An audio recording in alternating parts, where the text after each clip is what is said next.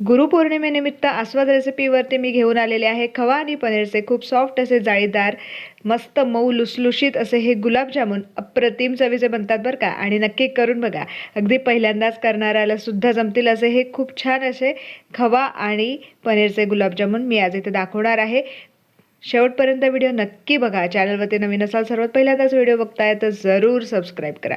त्यासाठी आपल्याला इथे साखरेचा पाक बनवायचा आहे. इथे मी 300 ग्रॅम साखर घेतलेली आहे आणि त्याच प्रमाणात म्हणजे 300 ml आपण इथे पाणी घालणार आहोत आणि चिकटसर असा पाक तयार करून घ्यायचा. सर्वात पहिल्यांदा आपण गॅसची फ्लेम मोठी करू शकतो, सतत हलवायचं आहे. वेलची पूड घालून घेतलेली आहे आणि छानपैकी आपण मिक्स करत साधारण 5 ते 10 मिनटं आपल्याला हे मिश्रण तयार करून घ्यायचं आहे. गुलाबजामला चिकटसर पाक लागतो. हा तयार झाला आहे.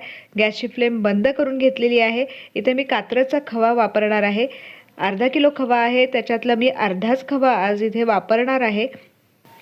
खवा आपण परातीमध्ये घेणार आहोत आणि 5 ते 10 मिनटं अगदी सॉफ्ट असा मळून घ्यायचा आहे. इथेच वेळ लागतो, पण गुलाबजाम खूप छान बनतात. नक्की करून बघा ही रेसिपी. मळल्यानंतर अगदी हलका फुलका हा खवा बनतो आणि त्याच्यामध्ये आपल्याला घालून घ्यायचं आहे पाव कप घरी बनवलेलं पनीर. तेही ग्रेट करून यामध्ये घातलेलं आहे. एकजीव करून घेऊयात. गुरुपौर्णिमेनिमित्त हा खूप सुंदर असा गोडाचा पदार्थ आहे. नक्की करून बघा. चॅनलवरती नवीन असाल, सर्वात पहिल्यांदाच व्हिडिओ बघताय तर आस्वाद रेसिपीला जरूर सबस्क्राईब करा. आता यामध्ये आपण वेलची पूड घालून घेणार आहोत. 2 चमचे आपल्याला मैदा घालून घ्यायचा आहे. 1 टीस्पून इथे बेकिंग पावडरचा वापर मी करणार आहे. हे सगळं साहित्य परत एकदा छानपैकी मिक्स करून 2 मिनटं आपण मळून घेणार आहोत आणि त्याचे छोटे छोटे गोळे करून गुलाबजामुन तयार करून घेणार आहोत. आहे की नाही सोपी आणि मस्त रेसिपी.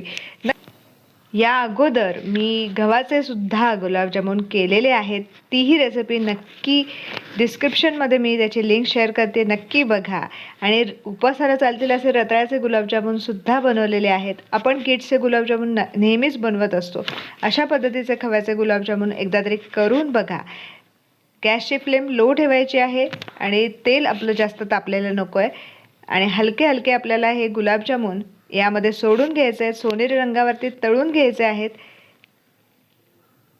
आणि मस्तपैकी आपले गुलाबजामुन काही मिनिटातच तयार होणार आहे. तेलामध्ये गुलाबजामुन सोडल्यानंतर 1 मिनिटभर आपण याला डिस्टर्ब नाही करणार आहोत आणि नंतर आपण हलके हलके हे मोकळे करून घेणार आहोत. अगदी सॉफ्ट आणि मस्त हलके फुलके हे गुलाबजामुन बनलेले आहेत. तुम्हाला रेसिपी कशी वाटली कमेंट करून सांगायला विसरू नका. चॅनलवरती नवीन असाल, सर्वात पहिल्यांदाच व्हिडिओ बघताय तर आस्वाद रेसिपीला सपोर्ट करण्यासाठी एक तरी सबस्क्राईब नक्की करा. मस्त सोनेरी रंगावरती आपण तळून घेतलेले आहेत.